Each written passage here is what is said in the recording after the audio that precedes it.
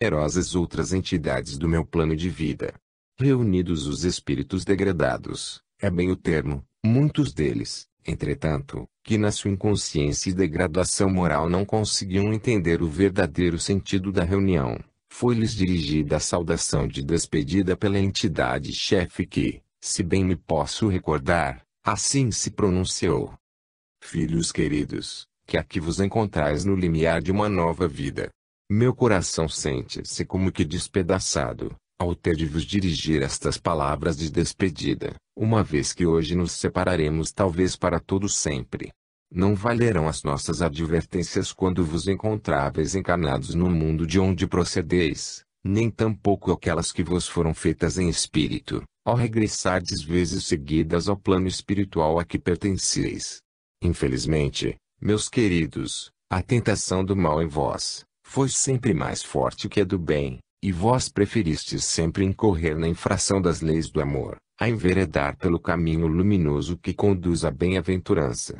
Não fostes, porém, condenados, sem que vos fossem concedidas novas e numerosas oportunidades de vos emendardes, e enveredardes decididamente pelo caminho do bem. Ao contrário disso, sempre preferistes ao bem a prática da violência, da injustiça e do mal contra os vossos companheiros de jornada. Os tempos e as oportunidades se esgotaram de todo. Conselhos, apelos e advertências foram totalmente recusados ou mal ouvidos. Eis que a vossa permanência nos vossos mundos se tornou de todo impossível, meus queridos. Foi necessário afastar-vos de lá, para a tranquilidade dos irmãos nossos que neles vivem e se esforçam por se tornarem bons filhos de Deus. Viestes então para este plano físico, onde outros irmãos, ainda menos evoluídos do que vós, aqui se encontram vivendo, lutando e sofrendo, à medida em que vão apurando suas melhores qualidades. Aqui encontrareis condições de vida bem mais dolorosas do que aquelas que deixastes em vossos mundos. Tereis de as suportar, da mesma maneira que a futura joia suporta o processo da lapidação. A lei que nessa esfera ainda predomina, e a qual todos os viventes terão de se submeter, é a lei do mais forte. Tereis por isto de medir vossas forças físicas constantemente, para alcançardes as várias coisas de que precisais, a começar pelo alimento do vosso corpo. Recordai-vos do que fazem os animais nos mundos que deixastes para trás. Eles abandonam os filhos à própria sorte com apenas dias de nascidos. Pois assim vos sucederá como habitantes desta esfera. Tereis de disputar o vosso alimento, a vossa habitação, a vossa tranquilidade, e outras coisas de que carecerdes. Eu vos sugiro então, meus queridos, que useis a vossa própria inteligência neste plano, esforçando-vos por implantar nele melhores condições de vida. Sugiro-vos a aplicação neste plano, dos conhecimentos técnicos que muitos de vós possuem, no sentido de poder contribuir para o aceleramento do seu progresso. Cada detalhe da vida neste plano deve ser melhorado, aprimorado, refinado mesmo, para que o merecimento dele decorrente se transforme em luminosidade para os vossos espíritos. Desejo dizer-vos ao coração, que, embora tendo sido recrutados entre os maus dos vossos respectivos planetas, podeis tornar-vos sábios neste plano, usando a faculdade criadora que possuís, para implantar melhoramentos de várias categorias, os quais acarretarão para vós o reconhecimento dos vossos novos companheiros de jornada. Fez-se uma pausa, durante a qual a maioria daqueles irmãos demonstrou entender a nova situação em que se encontravam, deixando correr o pranto de um possível arrependimento tardio. Ostentavam numerosos desses irmãos visíveis sinais decorrentes de práticas criminosas de seu passado ainda recente, conservando em suas mãos não poucos deles, manchas aterradoras do sangue por eles derramados de antigos companheiros de jornada. A entidade, visivelmente emocionada, concluiu a sua oração de despedida àqueles pobres irmãos, infratores recalcitrantes das leis do amor. Encontrareis todos vós, meus queridos, numerosas oportunidades de provar e aplicar ensinamentos que recebestes em vossas vidas passadas.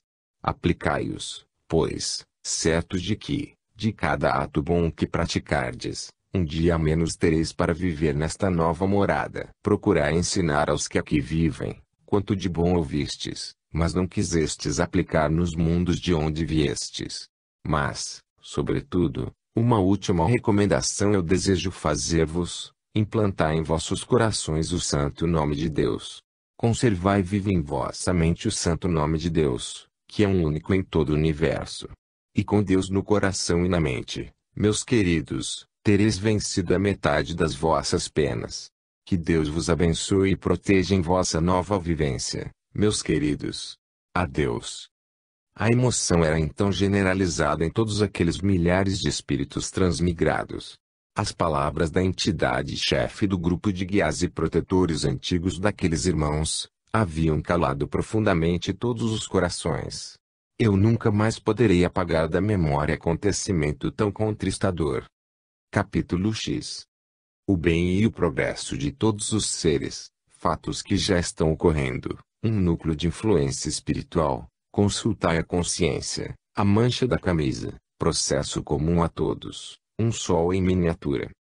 Sempre que as forças superiores do universo sentem necessidade de modificar, reformar ou reconstruir alguma parcela dos mundos habitados que se encontram suspensos de suas próprias forças no vácuo do infinito, elas se reúnem para debater o assunto, em busca da melhor solução para cada caso específico. Não será necessário esclarecer que essas reuniões visam exclusivamente o aceleramento do progresso evolutivo dos seres espirituais viventes em cada um dos mundos estudados. Isto decorre da própria necessidade sentida pelas forças superiores, ao se reunirem no alto, visto como só o bem, o progresso espiritual de todos os seres, constitui objeto de suas preocupações. O que está planejado para ocorrer nessa esfera terrestre, a fim de prepará-la para o advento do século que se aproxima, quando uma nova humanidade aqui estará vivendo, só constitui novidade para quantos dos seres humanos aqui se encontram, porque fatos semelhantes têm ocorrido em diversos outros planos de vida. A bem dizer, esses fatos já estão ocorrendo desde agora em vários pontos da Terra, segundo podeis verificar dos registros diários dos órgãos da imprensa, citando o número maior ou menor de mortos em consequência dos fortes temporais desencadeados por aí além. Esses fatos foram igualmente previstos como uma das maneiras de ir afastando do solo terreno os espíritos que devem partir e que são muitos, numerosos mesmo, a fim de se prepararem para novas encarnações neste ou em outros planos de vida. Uma coisa, porém, eu desejo informar a todos os meus leitores, que passarão a constituir uma espécie de núcleo de influência espiritual de minha responsabilidade pelos tempos em fora. Aqueles dos meus irmãos encarnados que se sentirem em condições de poderem partir do solo terreno a qualquer momento, isto é, aqueles cuja consciência lhes diga que nada existe que possa empalidecer a sua luz espiritual, como consequência de atos praticados em desacordo com as leis divinas ao longo de sua existência terrena. Esses que em tais condições se encontrarem, nenhum receio, por mínimo que seja, podem alimentar, quanto à sua partida inesperada deste plano físico. Mas, se dentre os meus estimados irmãos leitores, alguns houverem cuja consciência se encontra em registros de fatos que hoje não seriam capazes de praticar, por absolutamente incompatíveis com a evolução alcançada por seus espíritos com o decorrer dos anos vividos e da observação feita sobre o que é e o que não é correto, lícito ou decente ao homem praticar na plenitude de sua consciência, se alguns dos meus estimados irmãos leitores se encontrarem em tais circunstâncias morais, eu lhes direi de todo o coração que não se abatam por isso absolutamente. Partindo do princípio divino de que a vida de todos os seres constitui um constante progredir, e que os seres humanos tendem por isto ao aprimoramento de suas qualidades em cada período de 24 horas, prevista está, portanto, a ocorrência de fatos na vida de cada um que lhes não repetiriam hoje, por incompatíveis com a evolução já alcançada.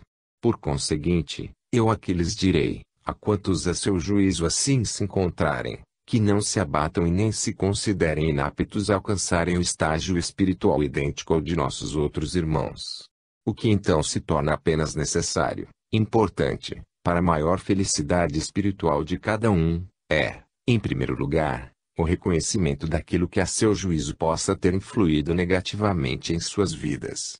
Este reconhecimento terá o mérito de evidenciar os fatos negativos que houverem sido registrados pela consciência, servindo então para eliminar dela esse registro, assim como quem encontrou uma mancha desagradável em sua camisa e trata de lavá-la com carinho. Assim podeis todos vós, por conseguinte, eliminar de vossas consciências toda e qualquer mancha desagradável que lá se encontre, a vosso juízo. E como lavá-la? Perguntareis vós. Muito facilmente a minha resposta.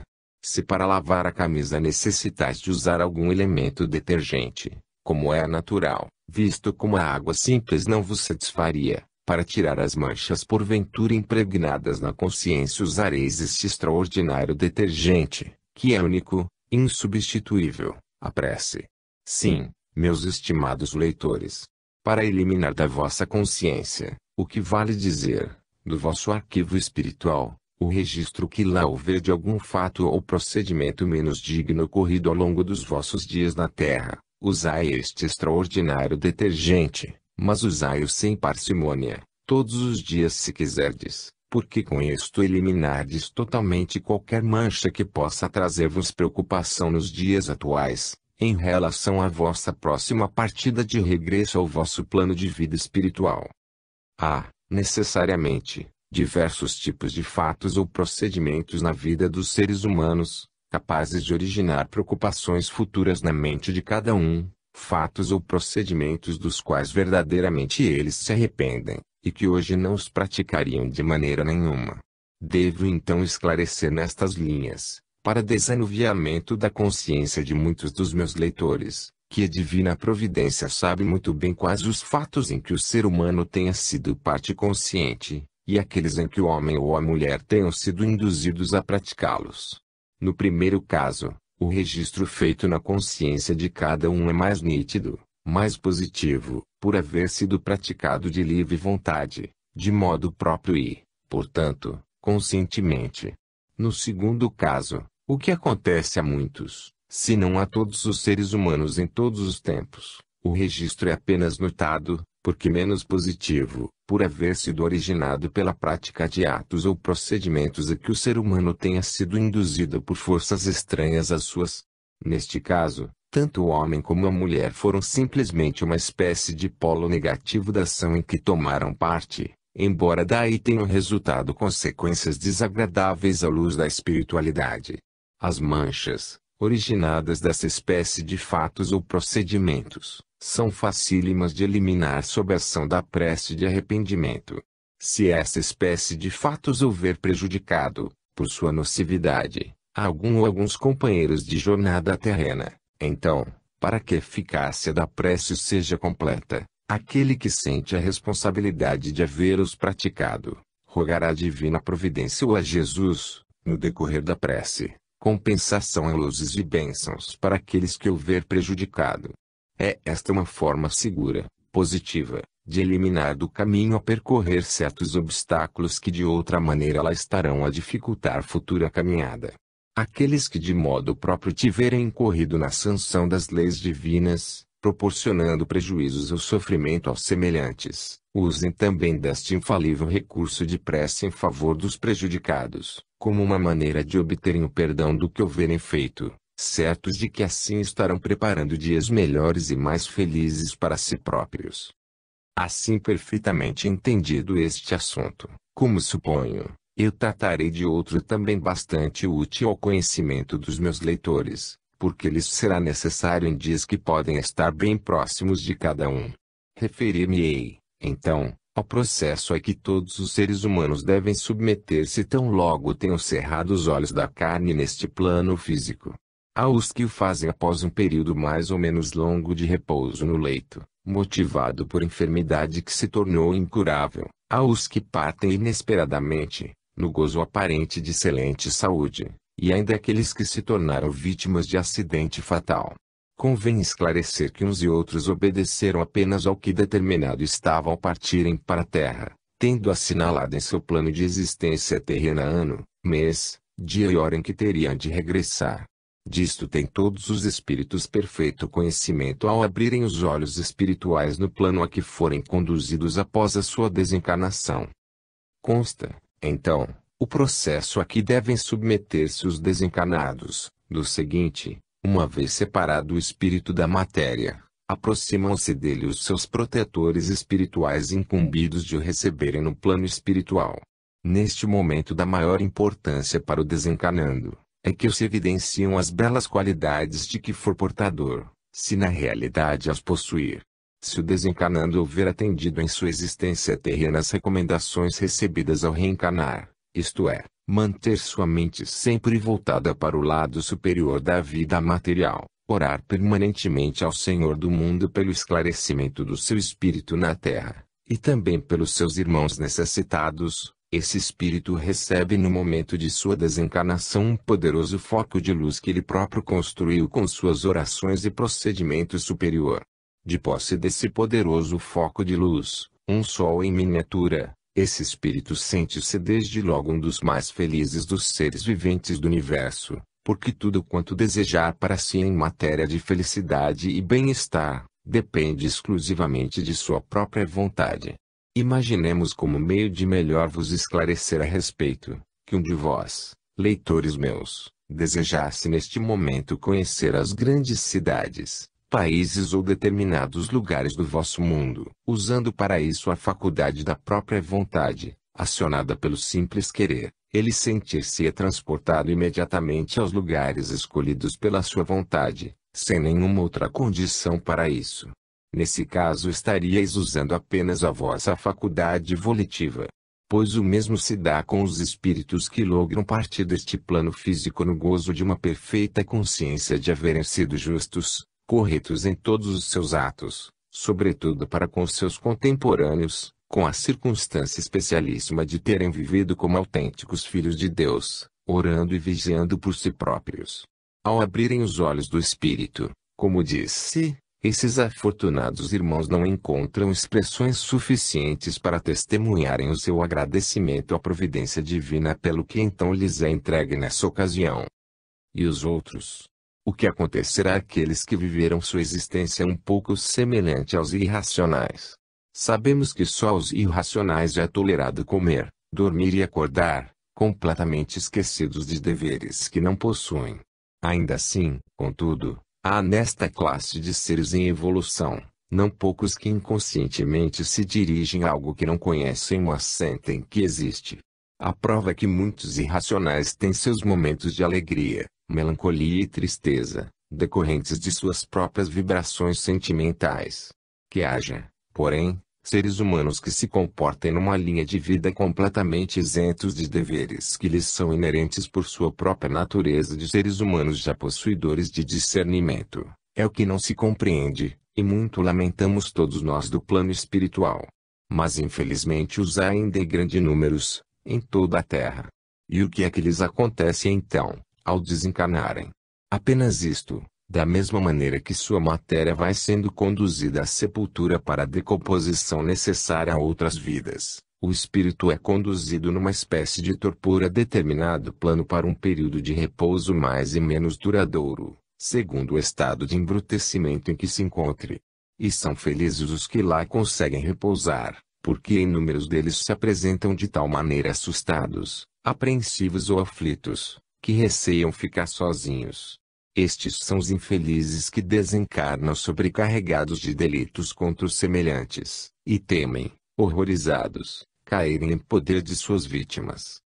Vedes pelo que aqui vos deixo, uma parte do processo a que devem submeter-se quantos regressam ao seu plano de origem após o desfrute de mais uma existência na carne, em que não poucos se haverão considerado pequenos deuses, reis ou senhores dos seus semelhantes. Por isso é que os enviados de Jesus ao vosso meio não se cansam de recomendar a todos, sem distinção de credo religioso, de cor ou de raça, a necessidade de permanecerem diariamente em contato com a providência divina por intermédio do Senhor Jesus, desejosos de poderem contemplar um dia a sua chegada ao plano espiritual, entre claridades e harmonias incomparáveis, aí recebendo o pequeno sol que eles mesmos construíram com seus belos atos e orações.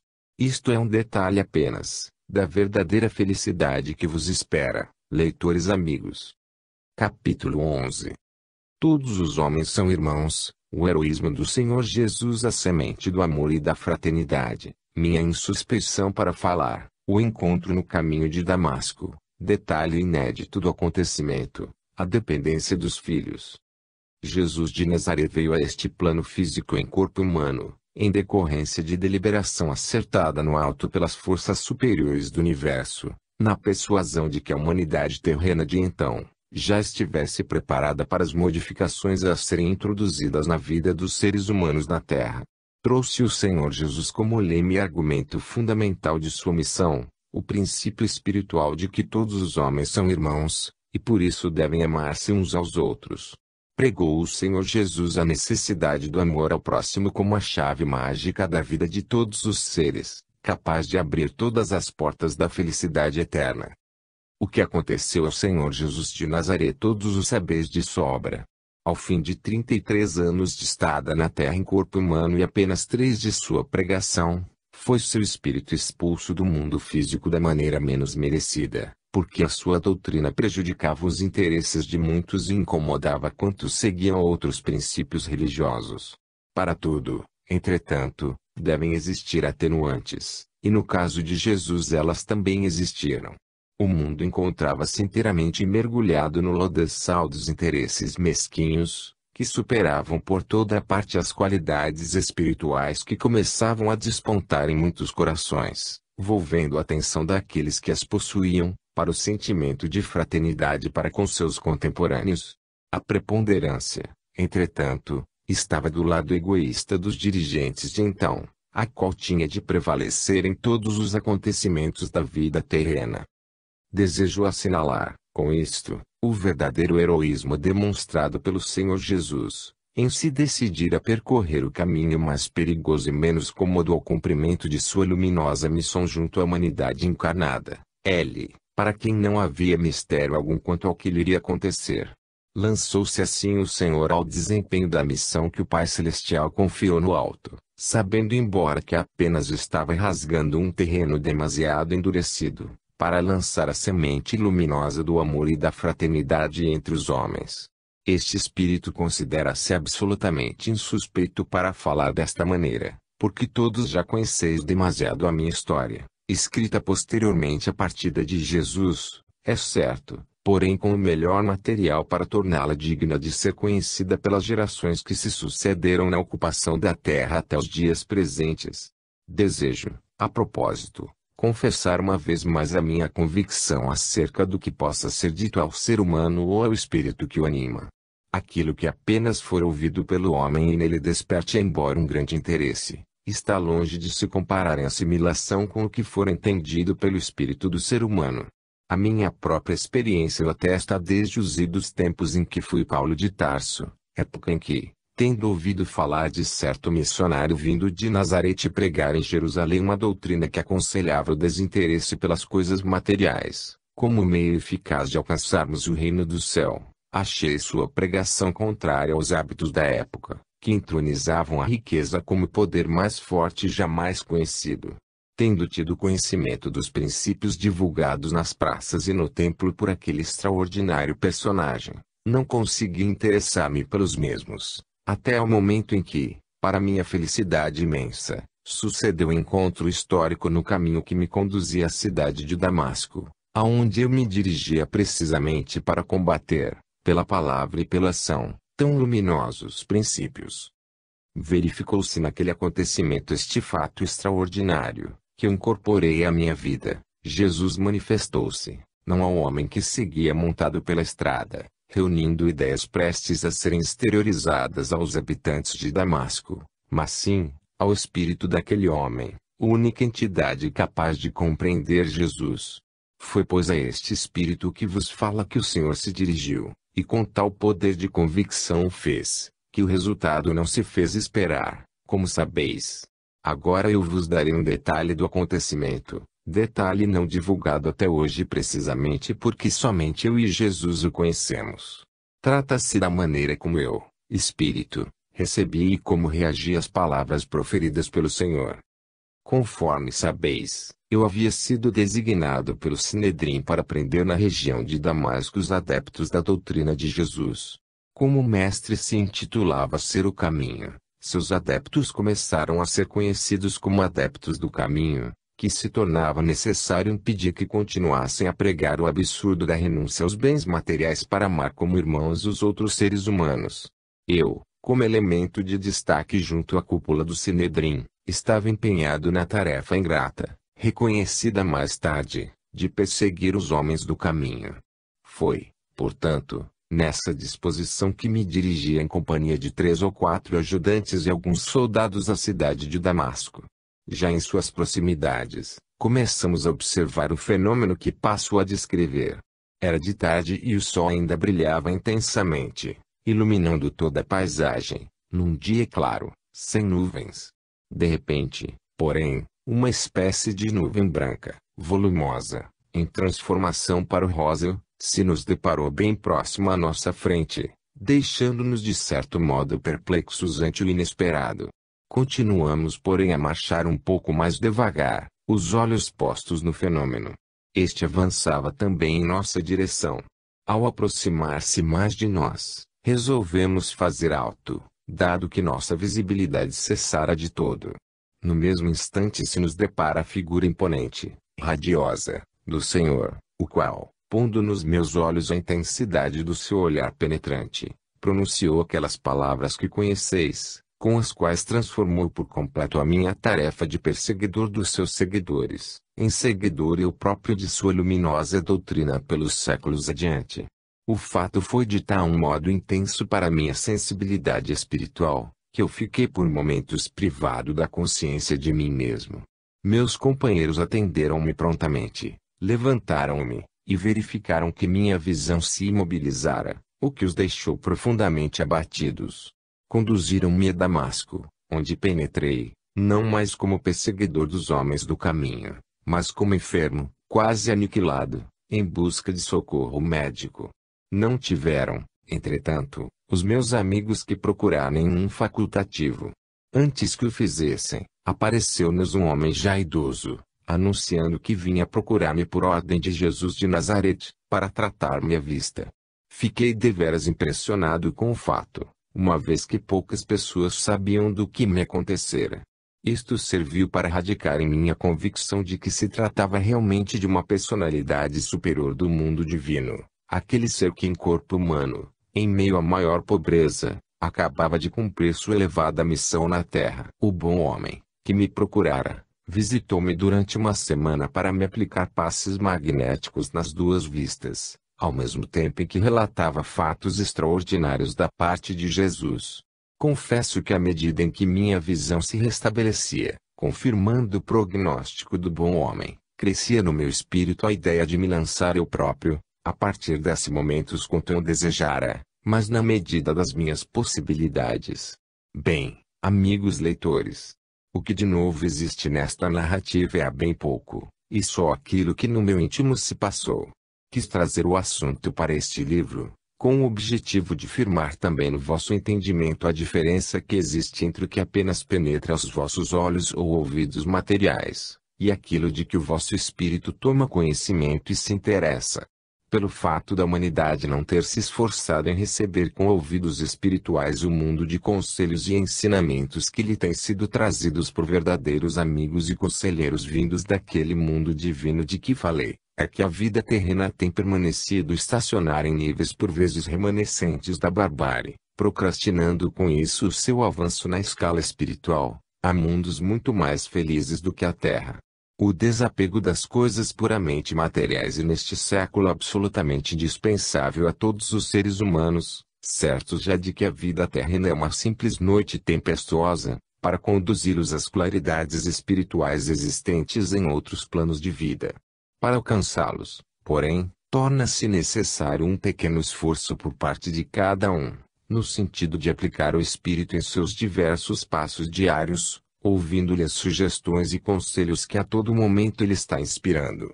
Devem ter presente os homens e mulheres em todos os momentos de sua vida diária, que são espíritos, apenas revestidos de carne para poderem suportar as vibrações um tanto grosseiras deste mundo terreno. E sendo espíritos, bem farão em transportar para o plano espiritual quanto fizerem, disserem e ouvirem, a fim de se certificarem se estão ou não procedendo em harmonia com os ensinamentos e conselhos recebidos no âmago de seu coração. Procedendo desta maneira ou semelhante, com o desejo firme de merecerem a estima de seus luminosos guias espirituais, e mais hoje mais amanhã a própria graça do Senhor Jesus ao reingressarem em seu lar espiritual, assim procedendo, repito, uma segurança que lhes deixo, verão transformados em fonte de alegrias numerosos fatos ou acontecimentos que antes lhes davam preocupação ou tristeza só em neles pensarem. Para aqueles que isto fizerem, uma nova concepção da vida se abrirá, assim como nova ideia conceberão acerca de seus familiares, espíritos designados pela providência divina para se tornarem parentes próximos na presente encarnação, com o objetivo de criar ou consolidarem sentimentos de fraternidade e amor de que estarão todos necessitando. Podem ficar igualmente cientes os meus estimados irmãos leitores, que seus familiares do momento são apenas um número infinitesimal de quantos já possuíram através de suas numerosas encarnações passadas, e um dia os receberão a todos quando a oportunidade chegar. Um dever, contudo, se aponta aos responsáveis pelos lares da terra, que consiste em dar aos seus os mais puros exemplos de dignidade e amor cristão, para que seus dependentes neles se apoiem, para os transmitir por sua vez aos que vierem depois. Daqui se conclui, por conseguinte, que os filhos só pertencem aos pais no consenso de seus dependentes, como irmãos espirituais que lhes foram entregues para criar, educar e encaminhar numa nova existência terrena, e jamais como propriedade sua. Os pais de hoje são os filhos de ontem, assim como os filhos de hoje serão os pais de amanhã. Há, por conseguinte, uma necessidade imperiosa de que os filhos de hoje recebam dos pais os conselhos e exemplos mais salutares e puros, para que, agasalhando-os em seus corações, possam transmiti-los por sua vez àqueles que a providência divina amanhã lhes confiar como filhos também, para, com seus exemplos e conselhos, ajudá-los a galgar alguns novos degraus de sua escala evolutiva. Muito bem, o que dizer, então, daqueles que frequentemente abandonam os filhos ou deles negligenciam, por se preocuparem exclusivamente com a realização de sentimentos ou procedimentos menos dignos? Ai desses queridos irmãos que assim procederem, porque duramente se arrependerão de o haverem feito. Nenhum interesse, por mais alto e caro que se apresente, pode justificar o abandono dos filhos que Deus confiou ao homem para encaminhar na vida. Aqueles que tal abandono praticarem, virão a sentir na própria carne a dor espiritual que o fato produz, não importando a encarnação nem o século em que as consequências se produzirão. Em apoio disto eu vos direi que vivem no plano espiritual alguns milhares, digo milhares para usar um termo modesto, de espíritos que cometeram na terra a infração às leis divinas, de terem deixado aos cuidados de outrem, filhos que Deus lhes confiou, mas que esses pais não quiseram criar e encaminhar por motivos diversos, mas todos injustificáveis. Nós que percorremos todos os planos espirituais em assunto de serviço, temos tido a oportunidade de constatar a chegada de filhos abandonados pelos pais, e que estes reconhecem e se precipitam para eles no desejo de os abraçarem. Os filhos, entretanto, que nada lhes devem, os afastam, mesmo porque os pais nada podem apresentar para justificar a paternidade. Repelidos, lamentam-se dolorosamente, muitos deles, infelizmente. Capítulo 12. Aconteceu num planeta assimilar da Terra, instruções trazidas do alto, resistência de alguns habitantes, fato semelhante ao da Terra, população 3 vezes maior que a atual, os que perdem parentes, cessação das disputas guerreiras. Aconteceu certa vez num planeta do mesmo sistema solar da Terra, ter havido necessidade de reunir seus habitantes em determinada área com o objetivo de proceder a uma explanação vinda do alto, sendo necessário que todos ouvissem ao mesmo tempo. A tarefa apresentava-se algo difícil aos mensageiros invisíveis em face das distâncias que separavam as regiões habitadas desse planeta. Essa dificuldade foi, entretanto, vencida com a determinação superior de se reunirem apenas os espíritos dos habitantes, o que tornaria bem mais fácil de conseguir. Para a reunião dos espíritos, contudo, tornava-se necessário transportá-los durante o período do sono, enquanto os corpos repousavam como era de hábito. O tempo na esfera em referência oferecia certa facilidade para isso, visto como as noites correspondem lá a cerca de 36 horas do tempo da Terra. Foram assim tomadas todas as providências para a realização da reunião.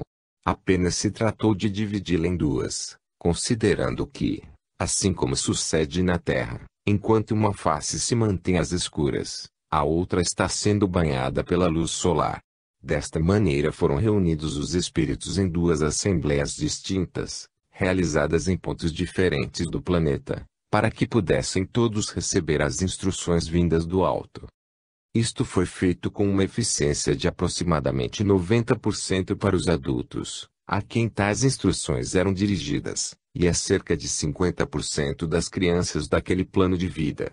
As instruções trazidas do alto para os espíritos consistiam na informação a todos no sentido de que estivessem preparados para atender a um chamamento que lhes seria dirigido a qualquer momento, para regressarem ao mundo espiritual correspondente àquela esfera. E para não serem tomados de surpresa, diziam os mensageiros invisíveis, é que se havia providenciado a reunião de todos daquela maneira. Como os assuntos tratados entre espíritos se entendem e assimilam muito rapidamente, ao contrário do que sucede quando isso ocorre entre veículos físicos, tudo foi prontamente compreendido e aceito pelos habitantes da esfera através do espírito de cada um. A necessidade de que estivessem preparados para partir de um momento para outro, decorria, como agora sucede neste vosso planeta, do início de grandes transformações a serem operadas em quase toda a superfície planetária, na execução de plano longamente estudado e amadurecido.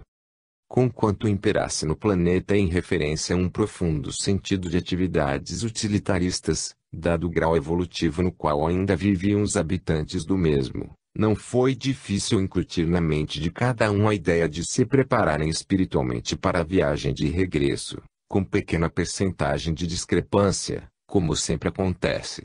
Havia ali, como em toda parte, uma categoria de seres espirituais num grau mais retardado que outros, os quais recusam aceitar, em princípio, grande parte daquilo que não consulte os seus interesses materiais. Este fenômeno existe, de resto, em todas as populações do universo, dada a diferença das idades de cada um, e, consequentemente, o seu grau de compreensão. Não ocorreram, contudo, problemas maiores no caso em apreço, tendo-se efetuado com todo êxito as transformações projetadas no alto para beneficiar os habitantes do planeta mencionado.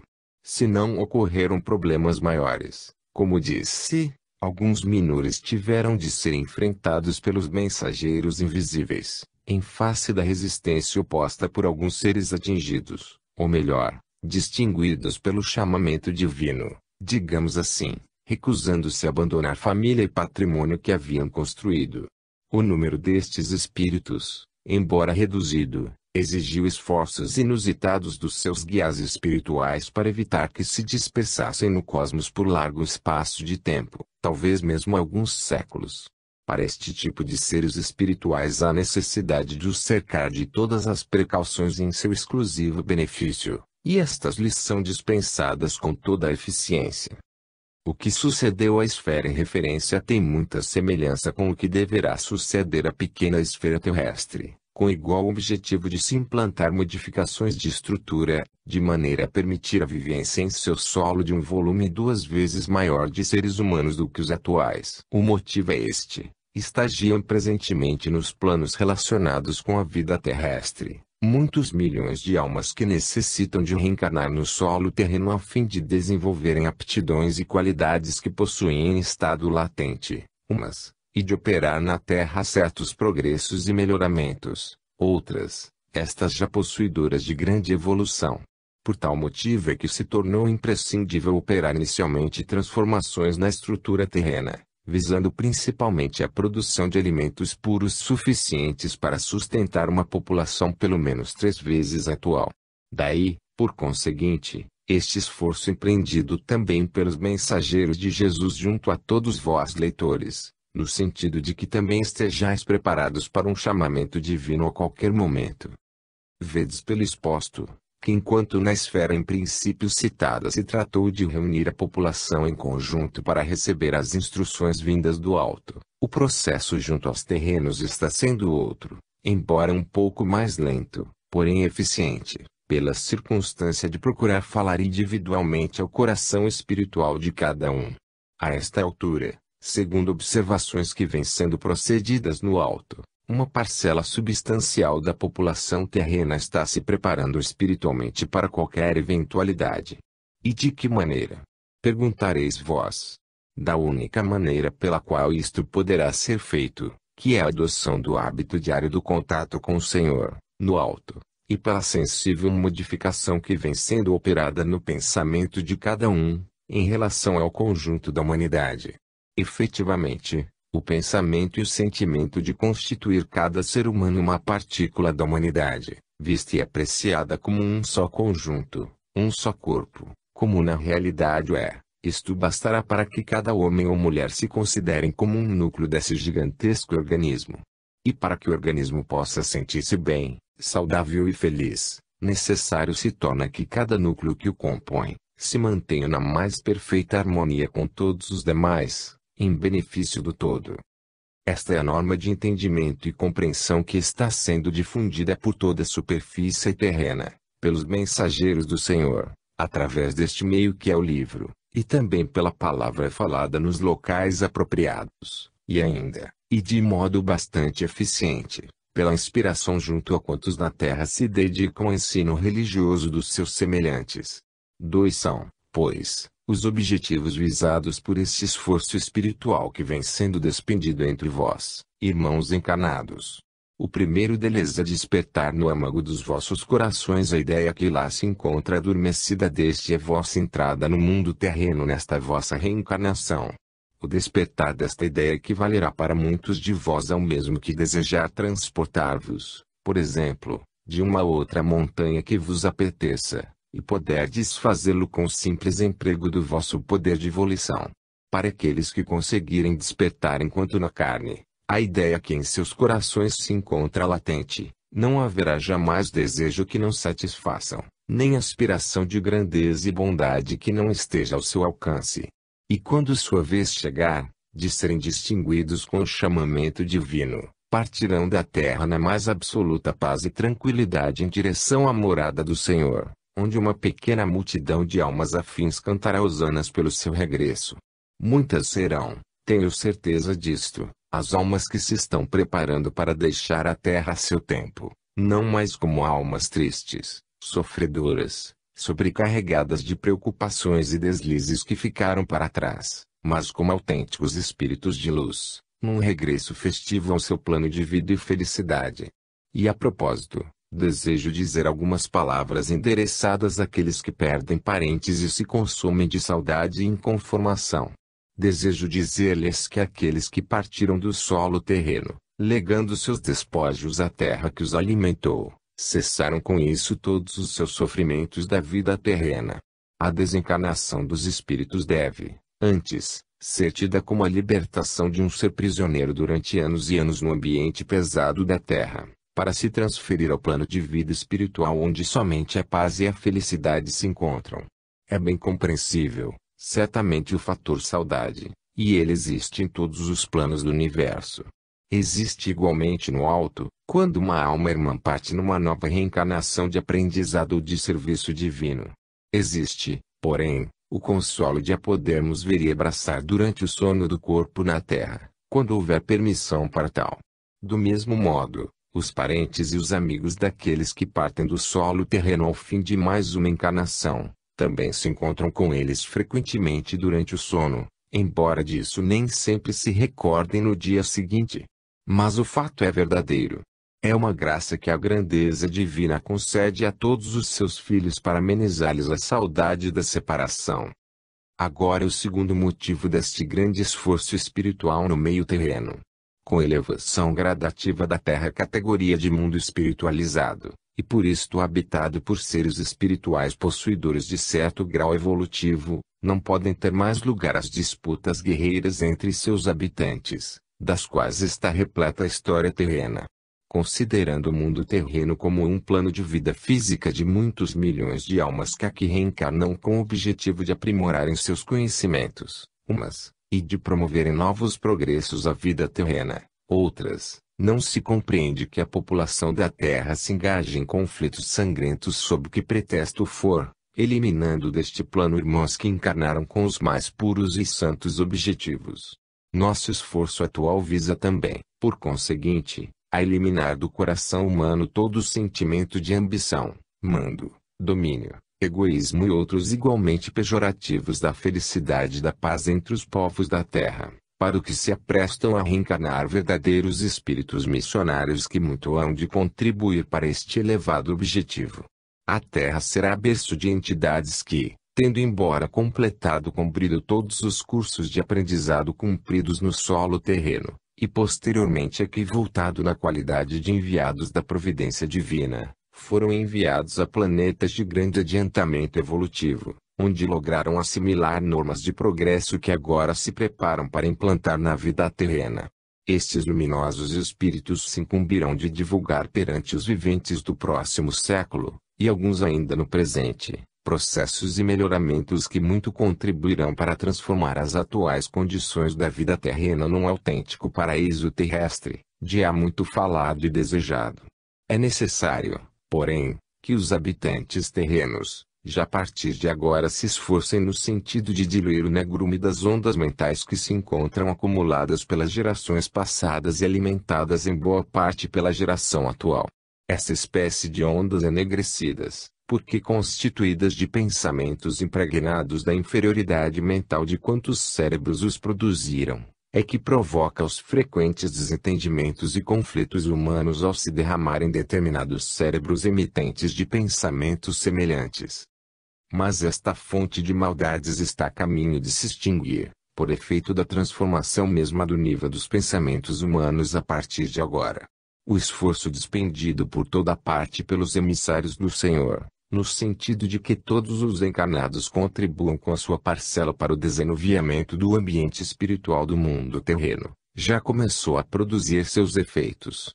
As nuvens mentais antes fortemente enegrecidas, existentes em torno da Terra, começam a receber vibrações luminosas emitidas por milhares de criaturas que despertaram do sono material em que viviam, para se prepararem para a vida espiritual, orando diariamente em horas certas. Com este duplo e grandioso resultado, elevam-se a si mesmas na escala espiritual, e contribuem para desanuviar o planeta dos pensamentos grosseiros acumulados, destruindo com isto o habitat daqueles terríveis miasmas de que falei em capítulo anterior.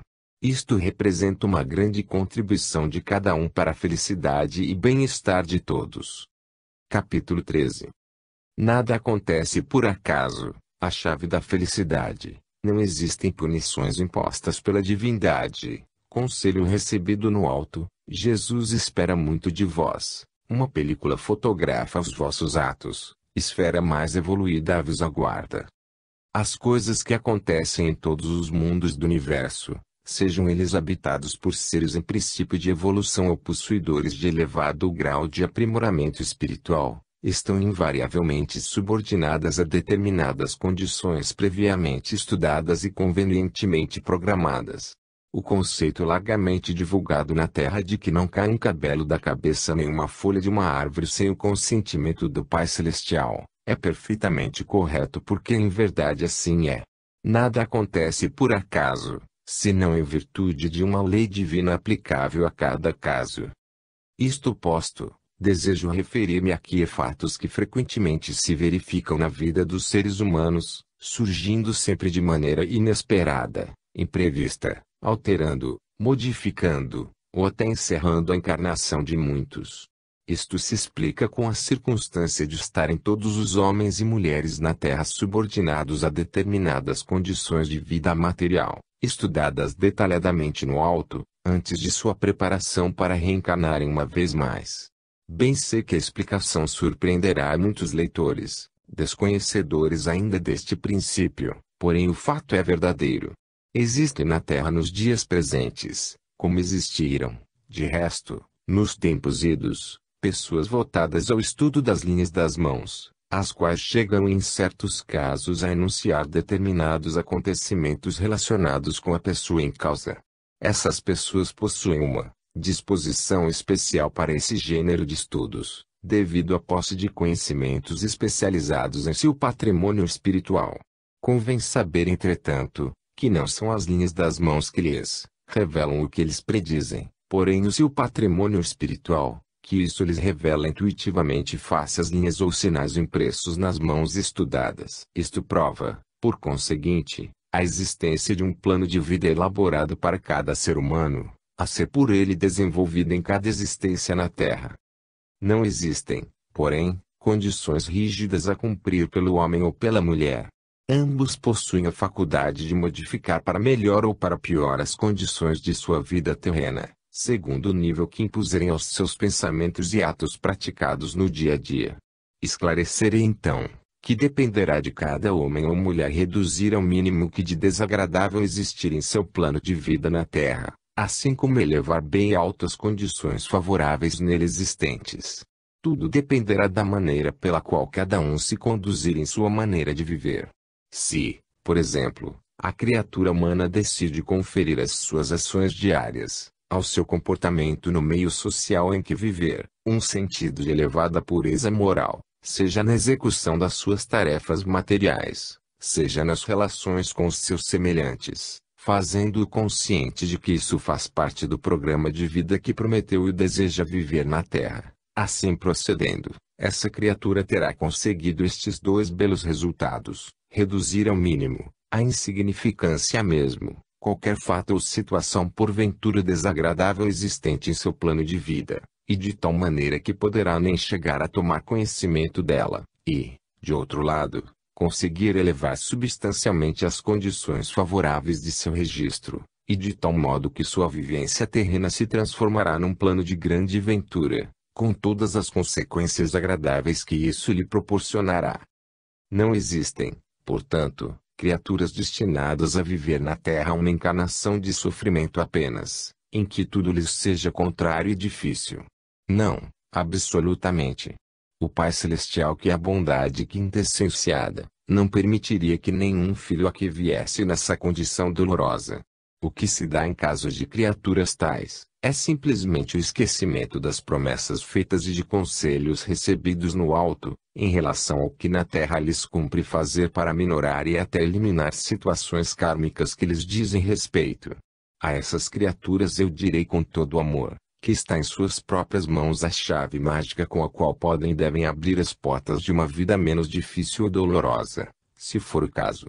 A chave para isso é aquela que lhes foi dada por seus mentores espirituais no alto, ao receberem permissão para reencarnar uma vez mais. A chave em referência, a mesma para todos os irmãos que baixam a terra, é esta. Vai, irmão, com a graça do Senhor. Ele te guiará, amparará e socorrerá em todas as emergências. Usa a tua faculdade de orar e pedir, com a qual verás anulados todos os males e ampliado todo o bem. Ora, pois, ao Senhor todos os dias, que Ele te abençoará e perdoará. Vai na paz do Senhor. Estas palavras traduzem fielmente a recomendação recebida no alto, por quantos irmãos encarnados se encontram no cumprimento de existências sofridas na Terra. Se estas linhas puderem chegar até eles por intermédio de cada um dos meus leitores, e se aqueles irmãos concordarem em pôr em prática o que elas significam, certeza tenho eu então de que muitas e muitas vivências difíceis até agora, se transformarão em vidas ditosas. Não existem, nas vidas sofridas da Terra, punições ou castigos impostos pela divindade, absolutamente. O que apenas se traduz em face das circunstâncias em que muitos de nossos irmãos estão vivendo, é que, pensado ou impensadamente, eles impuseram sofrimento a companheiros de outras jornadas, e não poderão progredir, isto é, não poderão alcançar aquela bola de ouro do conto maravilhoso, enquanto tiverem a pesar-lhe na mente espiritual o fardo de algum procedimento indevido. Para conforto moral dos nossos irmãos sofredores, esclarecerei ainda que há no alto uma organização espiritual com a finalidade de acompanhar na Terra os passos de quantos se encontram no cumprimento de tarefas kármicas. Tal organização acompanha dia por dia os passos destes irmãos, recolhe seus pensamentos e orações com o propósito de poder abrandar os sofrimentos de cada um, isto é, o peso do fardo que carregam. A alegria manifestada pelos componentes da citada organização é muito grande, todas as vezes que podem registrar nesses irmãos sofredores a preponderância da oração sobre o queixume, a revolta ou a blasfêmia. Eis aí, pois, caros leitores, uma tarefa santificante para cada um de vós, qual seja a de vos aproximardes de quantos irmãos se encontram nas condições descritas, e dizer-lhes de todo o vosso coração, que a chave mágica ou milagrosa, que lhes abrirá as portas da felicidade, mesmo enquanto na terra, é oração sincera ao Senhor Jesus. Dizei-lhe que experimentem uma semana, que o Senhor fará o resto. Se, pelo que aqui fica, os irmãos distinguidos com uma encarnação kármica podem chegar a eliminar o fardo que penosamente conduzem, só pela prática da oração ao Senhor do mundo, o que dizer dos estimados irmãos que na terra se encontram no gozo de uma existência repleta de felicidade e bem-estar permanente? Eu direi a esses irmãos que foi também uma consequência da lei kármica, o plano de vida que lhes foi traçado para sua presente encarnação. Por estranho que pareça, a lei kármica se encontra igualmente em perfeito funcionamento no teu caso também, estimado irmão, a quem nada falta em saúde e prosperidade. Ignorarás, porventura, que também recebeste o conselho dos mentores espirituais ao te preparares para descer ao ventre materno para a presente encarnação. É possível que sim, pelas circunstâncias impostas pela matéria.